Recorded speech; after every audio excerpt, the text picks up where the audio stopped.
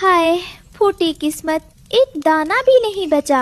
कुकू गुड़िया, रो मत बेटा, माँ अभी कुछ न कुछ इंतजाम करती है। बस ये गर्म पानी पी लो, इससे पेट को थोड़ी राहत मिलेगी। मम्मा, गर्म पानी से प्यास बुझती है, भूख नहीं। मेरे पेट में चूहे कुश्ती लड़ रहे हैं। क्या आज भी हम भूखे ही सोएंगे? नहीं मेरी लाडो, तू हिम्मत रख। मैं अभी जंगल के दूसरे कोने में जाती हूँ, शायद कहीं कोई अनाज मिल जाए। उड़ते उड़ते रानू जंगल के बाहर एक पुराने खेत में पहुँची। वहाँ फसल तो नहीं थी, पर मिट्टी में एक छोटी सी पोटली दबी हुई थी।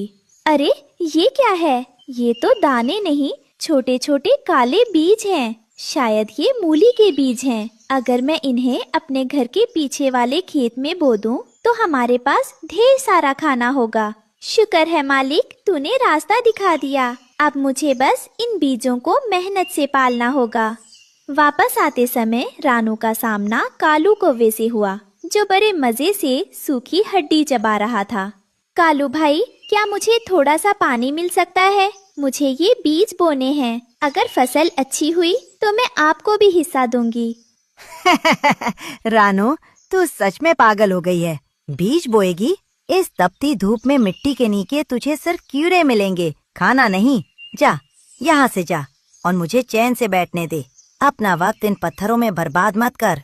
रानू ने कालू की बात पर ध्यान नहीं दिया और अपनी चोंच से सख्त मिट्टी को खोदना शुरू किया। मम्मा, क्या हम आपकी मदद करें? मिट्टी बहुत सख्त है, आपकी चोंच में दर्द हो जाएगा।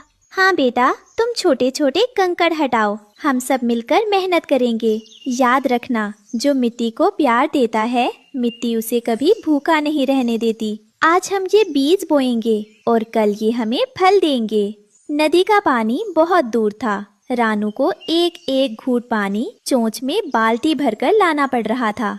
हाय, गला सूख गया है, पर मैं रुक नहीं सकती। इन नन्हे बीजों को प्यासा नहीं छोड़ सकती। अगर आज मैंने आलस किया तो कल मेरे बच्चे क्या खाएंगे? रानू बार बार उड़कर आती है और मिट्टी को गीला करती है। तभी वहाँ गोरी कौवी आई और रानू को पसीने में लथपथ देखकर मजाक उड़ाने लगी।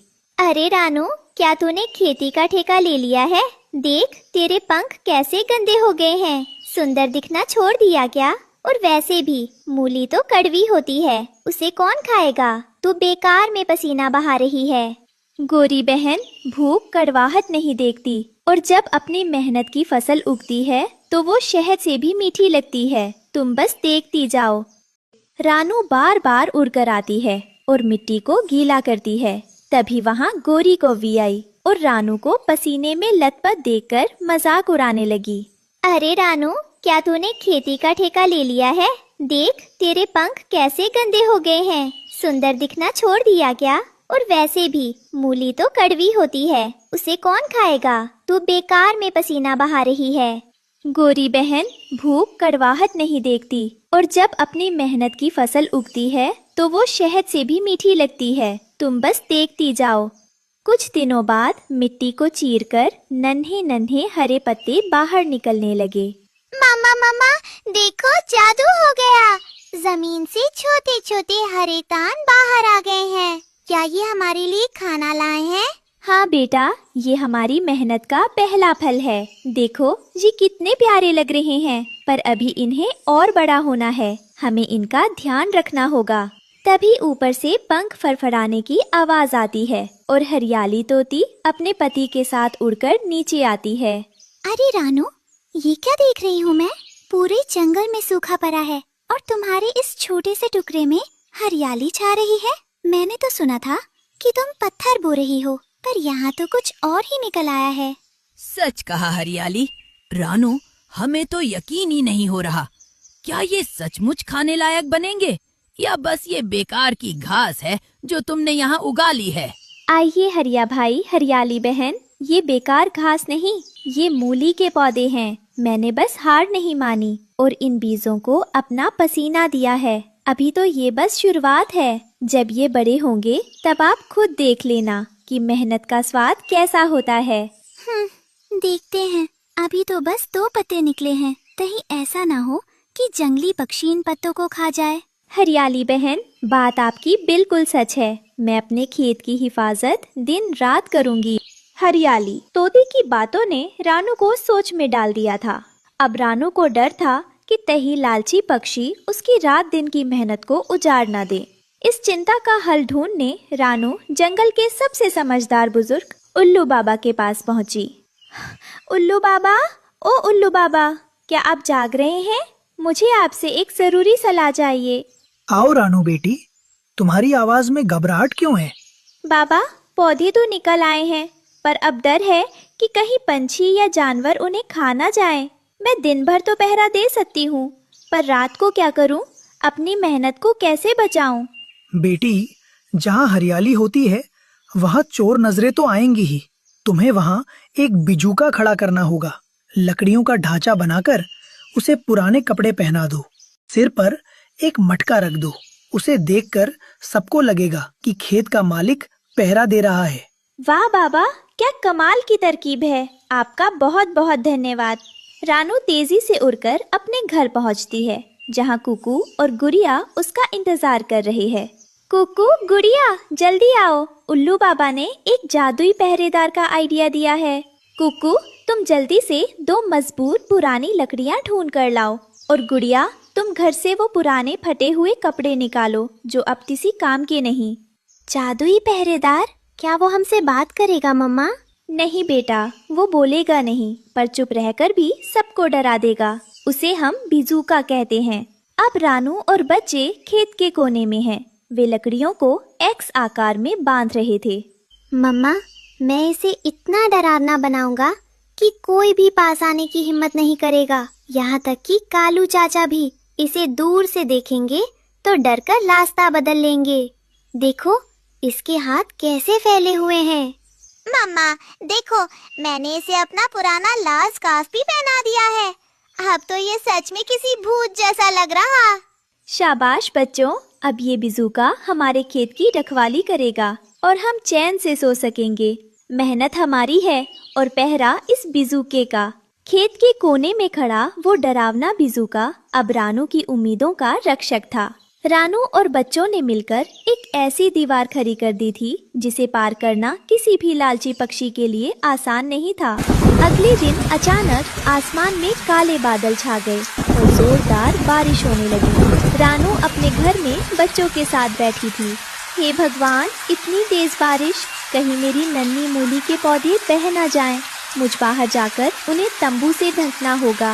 रानू भीगते हुए अपने पौधों को बचाने के लिए उन पर तंबू बना दिया ताकि तेज हवा और पानी से नुकसान ना हो। खेत में लंबी लंबी हरी पत्तियां देखकर कालू और गोरी के मन में लालच आ गया। गोरी, रानू के खेत में तो बहुत हरियाली है। मुझे लगता है उसने नीचे कुछ कीमती छुपाया है। पर ऊपर तो सिर्फ घास जैसी पत्तियां हैं। चलो रात को जाकर देखते हैं कि आखिर मामला क्या है। अभी तो बारिश भी बहुत है। बारिश बंद हो चुकी थी। रानू और उसके बच्चे सुख की नींद सो रहे थे। तभी झाड़ियों के पीछे से 2 काली परछाइयां रेंगती हुई बाहर आईं। ये कालू और गोरी थे जो रानू की मेहनत पर हाथ साफ करने आए थे। धीरे चल गोरी, रानू की आंख खुल गई तो चोंच मार मार कर हमारा हुलिया बिगाड़ देगी। देख, कितने लंबे लंबे पत्ते हैं। जरूर नीचे कोई खजाना छुपा होगा। कालू जी, मुझे डर लग रहा है। अंधेरे में ये खेत कितना डरावना लग रहा है। और वो देखो, वो कोने में कौन खड़ा है? चांद की हल्की रोशनी बिजूके पर पड़ती है। हवा से बिजूके के फटे कपड़े हिल रहे हैं। कालू उसे देख लेता है और उसकी सिट्टी पिट्टी गुम हो जाती है। अरे अरे बाप रे, ये कौन है? इतना लंबा और डरावना। इसके तो हाथ भी फैले हुए हैं।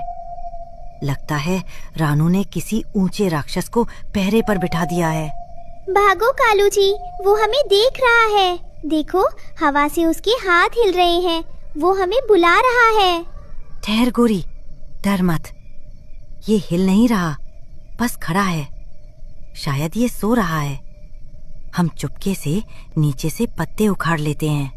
कालू और गोरी दबे पांव बिजूके के पास से गुजरते हैं। अचानक हवा का एक तेज झोंका आता है और बिजूके का हाथ, मतलब लकड़ी, कालू के सिर से छू जाता है। इसने मुझे पकड़ लिया। बचाओ, भागो गोरी, राक्षस जाग गया। कालू जी, क्या उसने आपको खा लिया? क्या आप जिंदा हैं? थू थू। अरे ये क्या, ये तो बहुत कड़वे पत्ते हैं। हाय मेरा मुंह।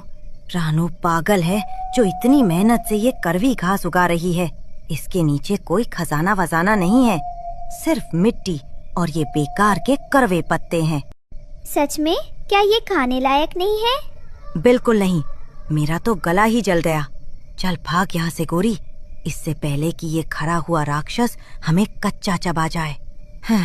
बेकार में नींद खराब हुई और मुंह का स्वाद भी बिगड़ गया। रानू तो अपनी किस्मत ही फोड़ रही है।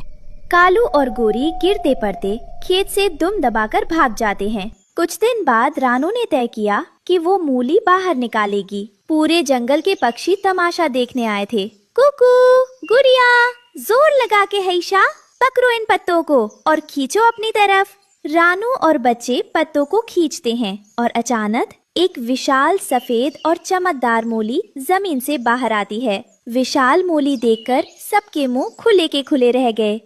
ये क्या है? इतनी बड़ी और सफेद चीज, क्या ये सच में खाने की चीज है? वाह रानू, मैंने अपनी जिंदगी में इतनी सुंदर मूली नहीं देखी। ये तो फल से भी बड़ी है।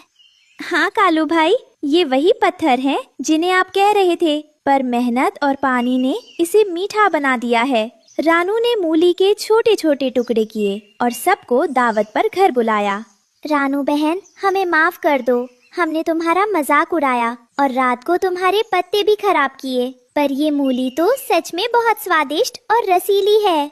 कोई बात नहीं गोरी बहन, पेट भरा हो तो गुस्सा अपने आप खत्म हो जाता है। आप सब पेट भर कर खाओ। रानू की मूली की खेती ने पूरे जंगल को एक नया रास्ता दिखाया। अब कोई भूखा नहीं रहता था। अरे बिटिया की कसम, नेकी ही असली मरहम। याद रखना बच्चों, जो जमीन की सेवा करता है, जमीन उसे कभी धोखा नहीं देती। मेहनत करो और सब्र रखो।